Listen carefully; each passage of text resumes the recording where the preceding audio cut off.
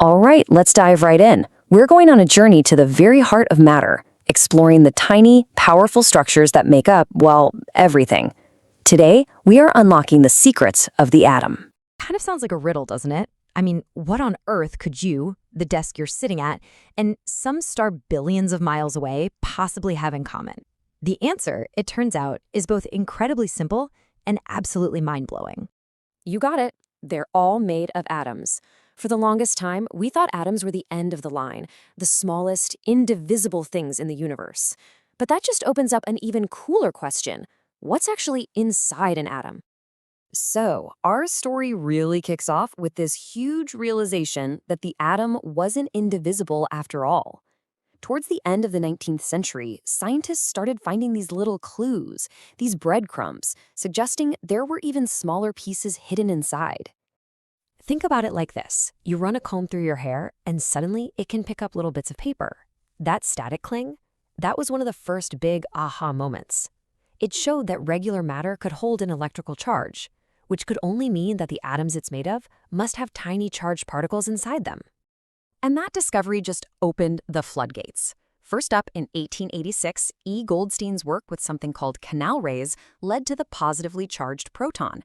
Then, by 1900, J.J. Thomson nails down the identity of the negatively charged electron. And finally, in 1932, James Chadwick found the last piece of the main puzzle, the neutron, which has no charge at all.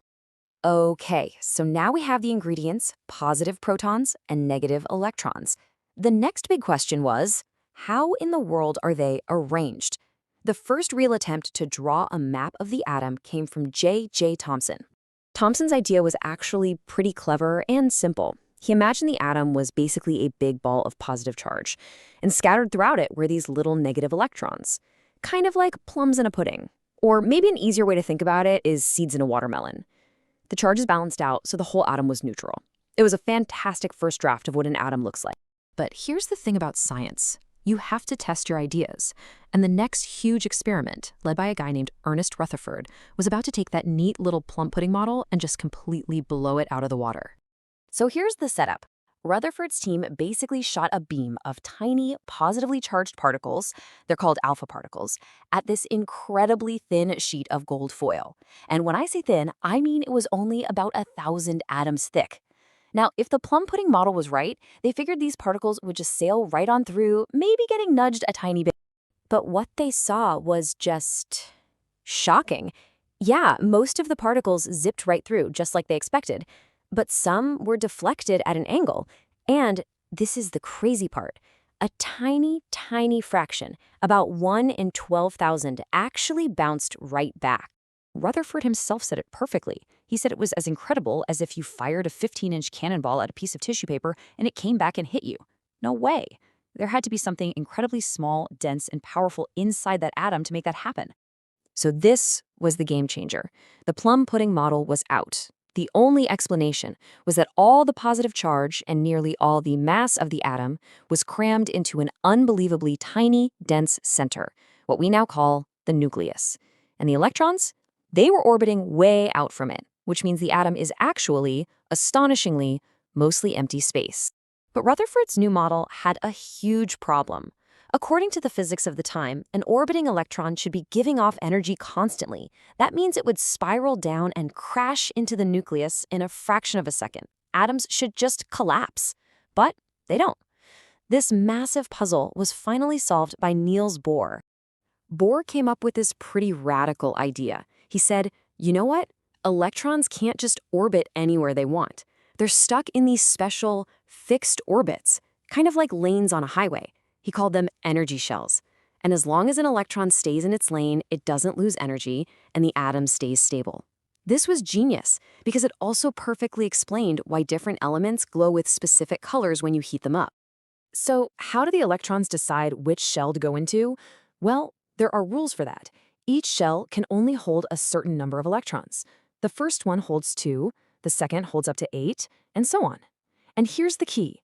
They always fill up from the inside out, starting with the shell closest to the nucleus. Let's make this concrete with a real example. Take a sodium atom. It has 11 electrons. So following the rules, the first shell, the K shell, gets 2. The second shell, the L shell, gets the next 8. That's 10 so far. So the last electron, number 11, has to go into the third shell all by itself. So for sodium, the arrangement is 2, 8, 1. Simple as that. Now that we have this full picture, protons and neutrons in the middle, electrons and shells on the outside, we can actually create a unique identity card for every single element in the universe. And that identity card really comes down to two numbers. First, you've got the atomic number, which we call Z. That's just the number of protons. This is the atom's absolute fingerprint. It's what makes carbon carbon. Carbon always has 6 protons, always. Then you have the mass number, A, which is the total count of protons plus neutrons. Okay, now here's where it gets really interesting. It's possible to have atoms of the exact same element, so the same number of protons, but with a different number of neutrons. We call these isotopes. A famous example is carbon. Carbon-12 has 6 protons and 6 neutrons, but carbon-14 has 6 protons and 8 neutrons. They're both still carbon, but carbon-14 is just a little bit heavier. And there's a flip side to that coin called isobars. These are atoms of totally different elements, meaning they have different numbers of protons that just happen to have the same total mass number.